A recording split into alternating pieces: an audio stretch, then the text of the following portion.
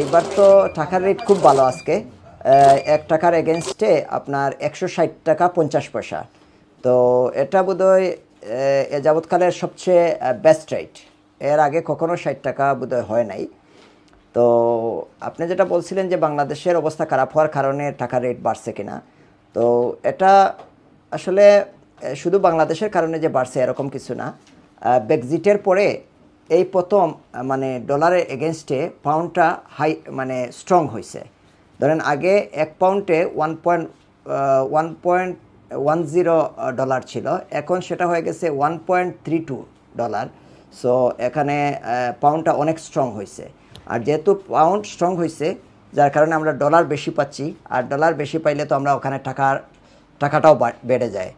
আর তাছাড়া বাংলাদেশে তো ইনফ্লেশন তো আগেই ছিল, আর এখনও ইনফ্লেশনটা কন্টিনিউ করতেছে, যার কারণে টাকার রেটটা আপ হয়ে গেছে আর কি।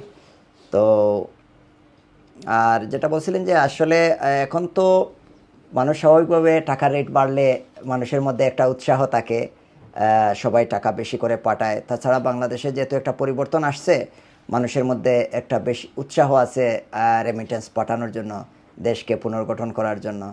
তো সব মিলাই গত 1 মাসের চেয়ে এই গত 1 সপ্তাহ অনেক বেশি রেমিটেন্স বাংলাদেশে গেছে।